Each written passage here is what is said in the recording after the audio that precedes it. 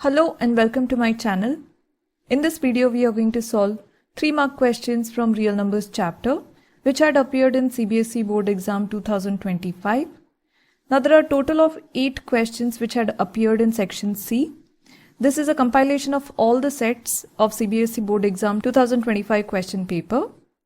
Now the first 4 questions are very similar to the ones which I have already solved in this video. So you can click on this link and check it out. Now we will be starting directly from the 5th question onwards because these questions are a bit different. So let us start with the 5th question now. Prove that 5 square root of 3 plus 2 over 3 is an irrational number given that square root of 3 is an irrational number. So here we need to prove that the given number is an irrational number given that square root of 3 is an irrational number. So let us begin by considering this given number as a rational number. So here we have written, assume 5 square root of 3 plus 2 over 3 is a rational number. The rational numbers can always be represented as a fraction, that is a over b. So for example, if I say a number 2, 2 can also be represented as 2 over 1. So this also becomes a rational number. Square roots, cube roots or nth root numbers become irrational numbers. So here rational numbers are represented as a over b and b should not be equal to 0 because if the denominator becomes 0, this fraction becomes a over 0 and it goes down to infinity. Therefore, we have to mention that b is not equal to 0 and a and b both should be integers. So once we have written this, since we have considered the given number as a rational number, that means we can represent the given number as a over b. So we have written, therefore 5 square root of 3 plus 2 over 3 will be equal to a over b. Now let us take this fraction 2 over 3 on the right hand side. So we get 5 square root of 3 is equal to a over b. Now plus 2 over 3 becomes minus 2 over 3. Now using the cross multiplication, we are going to multiply a by 3 and here 2 gets multiplied by b, that is cross multiplying. So this fraction becomes 5 square root of 3 is equal to 3a minus 2b. Now we are going to multiply the denominators giving us 3b. Next we are going to take this 5 on the other side of equal to sign. So square root of 3 will be equal to 3a minus 2b over 5 multiplies with 3b. So this fraction simplifies as square root of 3 is equal to 3a minus 2b over 15b. Now since we have considered here a and b as integers, now here 3a minus 2b becomes integers and 15b also becomes integer. So this right hand side is integer over integer, so it becomes a rational number. But in the question they had given us that square root of 3 is irrational number. So it is given over here. Square root of 3 is an irrational number.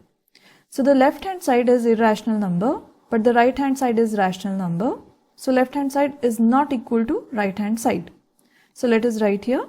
The left hand side is irrational number and the right hand side is rational number. So they both are not equal. So here we have written, here 3a minus 2b and 15b both are rational numbers and square root of 3 is irrational number. So this contradiction has arisen because of our incorrect assumption. We had assumed here that this given number is a rational number. As we can see here, this was our assumption. So this assumption was wrong. It is not going to be a rational number. So because our assumption is wrong, we got left hand side not equal to right hand side. So finally we are going to write, hence 5 square root of 3 plus 2 over 3 is an irrational number and we have proved this using proof of contradiction. Now let us move on to the next question. Let x and y be two distinct prime numbers and p is equal to x squared times y cube, q is equal to x times y to the power of 4, r is equal to x to the power of 5 times y square. Find the HCF and LCM of p, q and r. Further check if HCF times LCM of p, q and r is equal to p times q times r or not. So let us try to understand the question first. Here x and y are given as two distinct prime numbers and p, q and r are any three numbers represented in terms of x and y raised to certain exponents or powers. We have to initially find out what is the HCF and LCM of p, q and r. So let us focus on the first question over here. And let us find out the HCF of the given three numbers. So before that, let us just again write down P, Q and R for easy reference. So here we have again written P, Q and R in terms of X and Y. Now remember, to find out the HCF and LCM, it becomes very easy for us when the factors are given in terms of their exponents. So for finding the HCF is the product of the lowest powers of common prime factors, which means here we have to see what are the common prime factors between P, Q and R and take the lowest power of that common factor. So here we can see X is a common factor which is present in P, present in Q and present in R. So let me start with writing X first for the HCF. So here we have written HCF of P, Q and R is equal to X is a common factor in all the three numbers. So we have written X and choose the power of X which is smallest. Here for P, the power of X is 2. For Q, the power of X is 1. And for R, the power is 5. So the smallest power here is 1. So for the HCF, we are going to take X to the power of 1. That is the lowest power. Next, we can see that Y is also a common factor present in P, in Q and in R. So we have written Y over here and choose the smallest power out of all three. So we can see 2 is the smallest power. So we have written Y to the power of 2. So the HCF of P, Q and R becomes X times Y square. Now for the LCM, we are going to do the opposite. We are going to take the product of the highest powers of all prime factors. Now here the LCM of P, Q, R becomes, now X and Y, these are the only prime factors present in P, Q and R. So take the highest power of X, that is X to the power of 5, and take the highest power of Y, that is Y to the power of 4.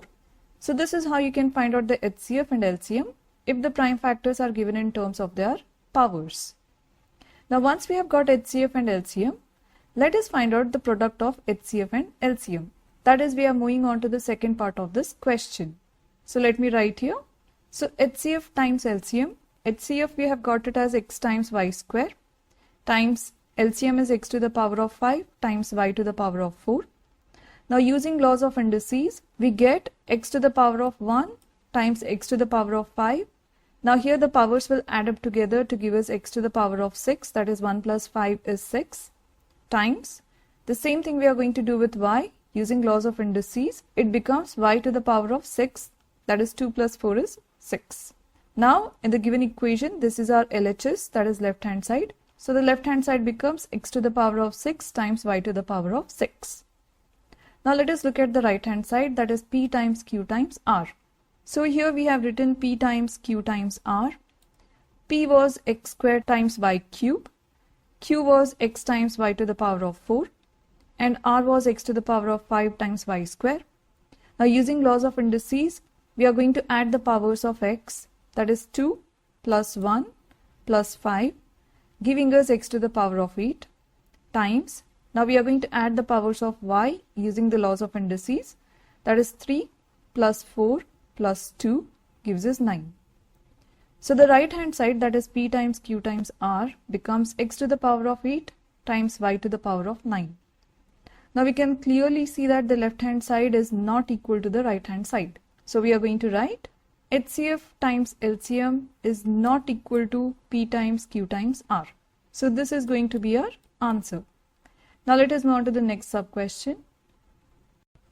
State true or false for each of the following statements and justify in each case. 2 times 3 times 5 times 7 plus 7 is a composite number. And the second sub question is 2 times 3 times 5 times 7 plus 1 is a composite number. So we have to see if both the given numbers are composite or not, and we have to say whether the statement given is true or false. So let us start with the first one now. So we have written the first number as it is given. Now we can see that from the given number, 7 is a common factor. So we have taken 7 out and multiplied it with the remaining numbers. That is, from the first term, the remaining numbers are 2 times 3 times 5 plus from the second number, since we have taken 7 out, 1 stays back, giving us plus 1. Now in the next step we have written 7 times, now 2 times 5 is 10 and 10 times 3 gives us 30 plus 1. So 7 times, now 30 plus 1 becomes 31. giving us 217. Now we can see that the given number has factors which are more than 2. So let us write down the factors first. So the given number has more than 2 factors, that is 1 is a factor which all numbers have, and 7 is a factor. We can see over here this is a common factor. Then 31, when we simplify this bracket we get the next factor as 31, and when we multiply these two numbers we get the fourth factor, that is 217. So since this number has more than 2 factors, the given number becomes a composite number. Remember, if a number has only 2 factors, then it becomes a prime number. But if it has more than 2 factors, it becomes a composite number. Now once we have done this, let us look at the second sub-question. So here we have written the number, that is 2 times 3 times 5 times 7 plus 1. Now 2 times 5 gives us 10 and 3 times 7 gives us 21. So 21 times 10 gives us 210 plus 1. Now 210 plus 1 gives us 211. So unlike the first number where we had a common factor 7, the second number does not have any common factor. So basically this number has just 2 factors, that is 1 and the number itself when we add these two numbers. So this number is not a composite number. So we have written here the given number has only 2 factors, that is 1 and 211. So the first statement, it was true, it was a composite number. And the second statement, given that it is a composite number, it is going to be false. It is not a composite number. Now let us move on to the last question. Let P, Q and R be 3 distinct prime numbers. Check whether P times Q times R plus Q is a composite number or not.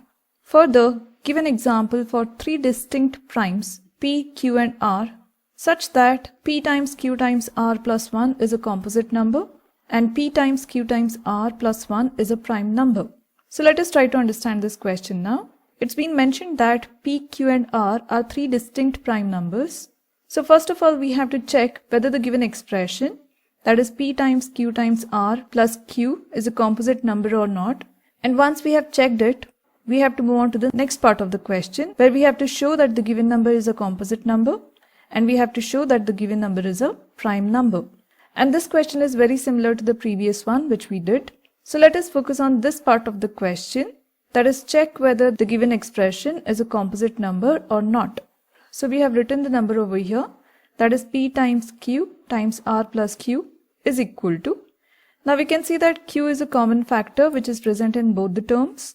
So we have taken it out. So it becomes Q times P times R remains from the first term plus, since Q is taken out, 1 stays back.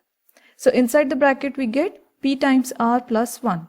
So here we can see that the given expression or the given number has more than 2 factors. So 1 is going to be the first factor. Now Q is a common factor, so this is going to be the second factor. Now the bracket term becomes the third factor. And the fourth factor becomes this entire term when you multiply it together. So since the given number has more than 2 factors, it is going to be a composite number. So it is a kind of hint that if you find a common factor in the given expression, it is going to be a composite number. Now once we have said that the given number is a composite number, let us look at the second part. So here they have given that further, give an example for 3 distinct primes in such a way that the given number is a composite number. So here we have to take certain numbers for P, Q and R and show that when you plug it in this expression, it is going to be a composite number. So let me write here. So here P times Q times R plus 1 is a composite number. This is the first question. Now here I have considered the value of P, Q and R as 3, 5 and 7. Remember, you can take any numbers but they should be prime. So my advice is take some smaller single digit prime numbers and see if they give you a composite number for this given expression. So 3 times 5 times 7 plus 1. Now 3 times 5 is 15 and 15 times 7 gives us 105 plus 1. Now this will give us 106. Now 106 is clearly a composite number because if you prime factorize, 106 goes into table of 2. That is 2 5 times is 10 and 2 3 times is 6. And 53 is a prime number. So 53 1 times is 53. So clearly we can see that 106 has more than 2 factors. That is 1 is the first factor, 2 is the second factor, 53 is the third factor and 106 is the fourth factor. So here we have written 106 is a composite number. Now in a similar way, you have to take the values of p, q and r in such a way that this expression gives you a prime number. I have considered the value of p here as 2, q as 3 and r as 5. Now again, you can take any values for the three variables. So here 2 times 3 times 5, that is 2 times 5 gives us 10 and 10 times 3 is 30 plus 1. So 30 plus 1 gives us 31 and 31 is a prime number. So here we have got the value of composite number as well as the prime number. So this is going to be our answer. I hope you have understood all the steps and liked the video. And if you found this video useful, then check out this playlist where you'll find more examples of this kind. And if you're liking my videos, like, share and subscribe to my channel. And thank you for watching.